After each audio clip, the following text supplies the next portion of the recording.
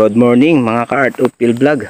So meron naman tayo ditong property na pinabibidyohan po para hanapan ng buyer ang may sukat na 1 hectares na property dito po sa Calawag, Quezon. So ito po ay napakalapit lang po sa town proper ng Calawag. So nasa 5 minutes lang po tayong takbo ng motor. So yan po yung barangay road. Then dito na po yung magiging right of way. Bali lalakad lang po tayo nung nasa 2 minutes o 1 minutes lang po ano.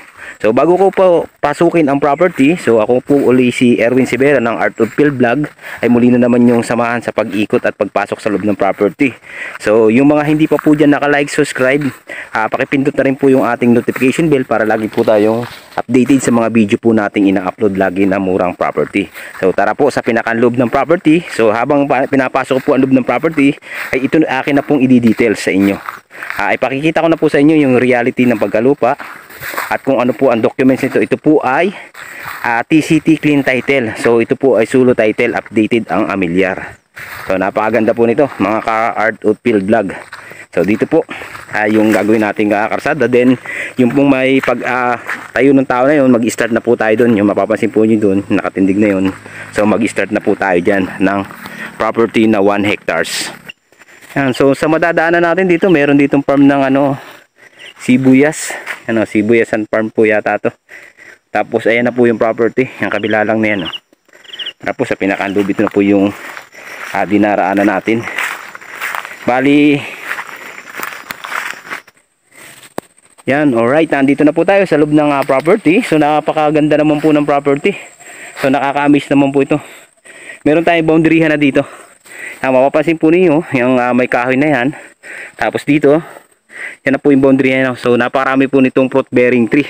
So sa description na lang po natin ito ilalagay. Ito po ay punong-puno ng tanim na produkto ng niyog at marami pong mga bagong tanim na fruit bearing tree. So sa mga buyer po natin dyan na ganito ang hanap, ito po yung mga retire investment na naghahanap ng ganitong property. So napakarami. Bilang po nito sa description na lang natin sa baba ng video ilalagay. Makikita po natin dito yung may mga niyog na yan, kalakasan po mamunga. So mga bata pa po yan. So ang status po ng lupa niya, medyo flat lang po siya ng konti. So elevated. Ganun lang po yung pagka reality ng lupa niya. At ang kagandahan po nito, ito po ay TCT title Yan, makikita po natin dito yung mga suha. Yan po. Suha, tapos mga rambutan. Yan, guyabano, rambutan. Maganda po ang pisto ng lupa dito.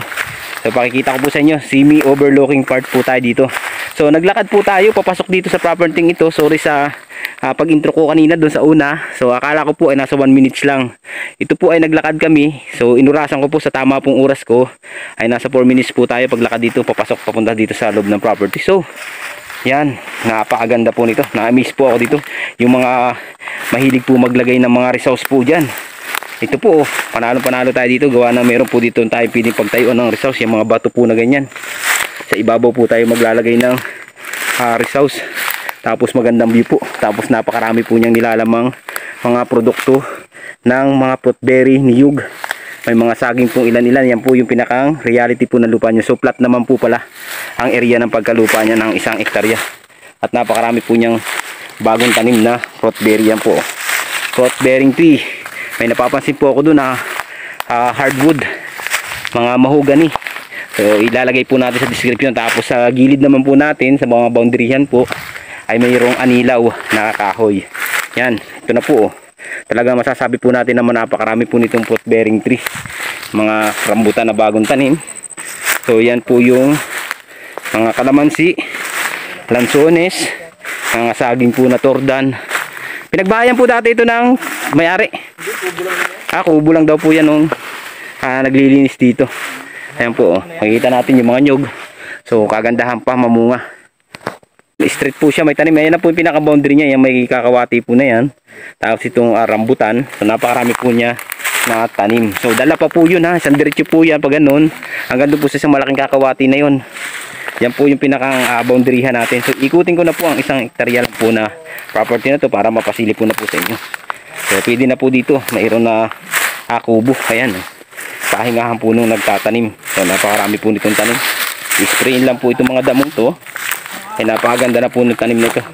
Ito po part na ito ay kalamansian part. Yan po. Napakaganda po nito na gawing farm ng manukan. Itong part na to.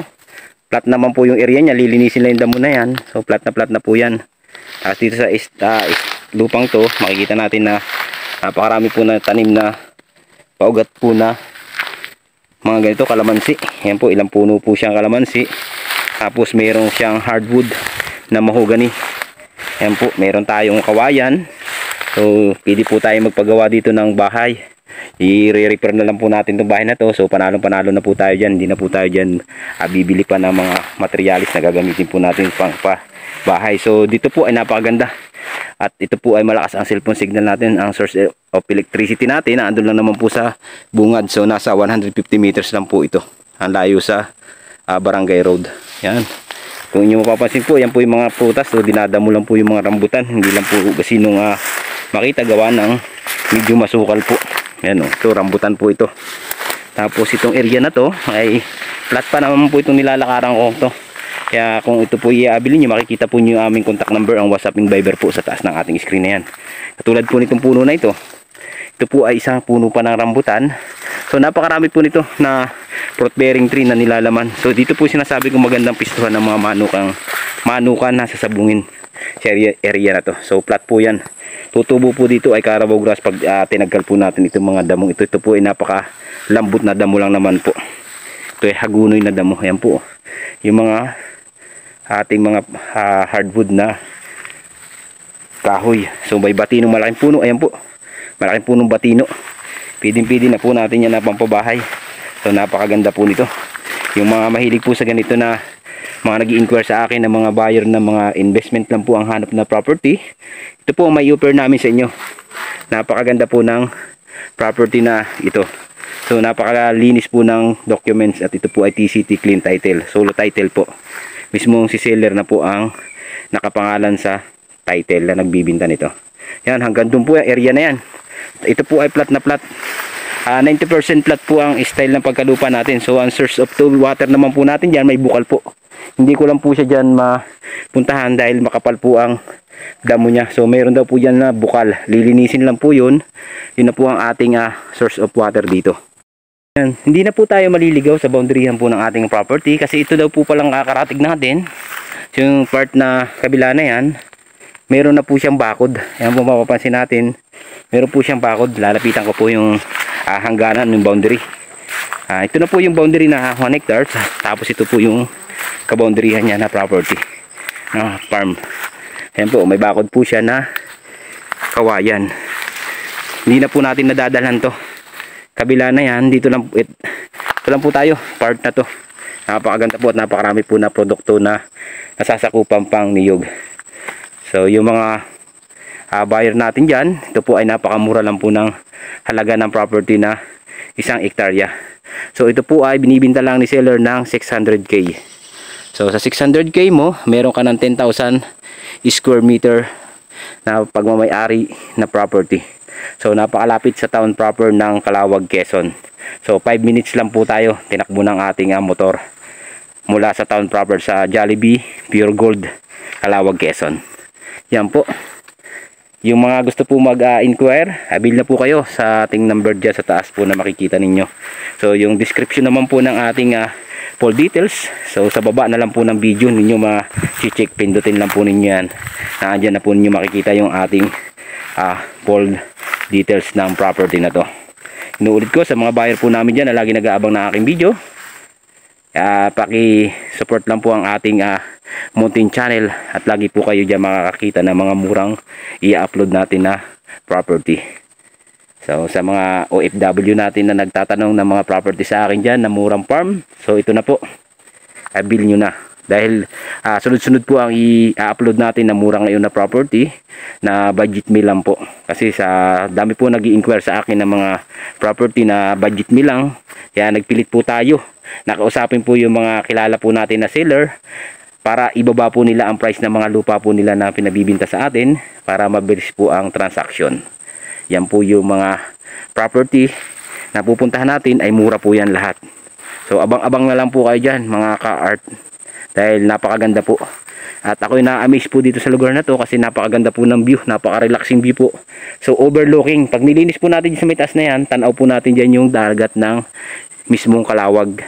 Saka tanaw po natin dyan yung public market ng Calawag, Quezon. Diyan po sa may area ng Sukalan Damo na yan. So napakaganda po. Hindi lang po natin siya malinis, gawa ng hindi pa naman po tayo nakakawa ng pinakang sure na bibili po ng lupa na pinabibinta po sa atin. So nanghinayang ako sa mga fruit berry dito. Yan po, rambutan. So sinusukan na lang po siya, pero konting linis pa naman po. Buhay pa yan dahil malaki naman po yung pinakang puno niya. So hampos na po ako sa damo. Kung mapapansin po nyo, ang taas po ng damo na dito sa nilalakaran ko, para maipakita ko lang po sa inyo yung pinakang reality po ng lupa na 1 hectares. So sa mga nakasubaybay po sa ating dyan channel, maraming salamat po. Thank you for watching.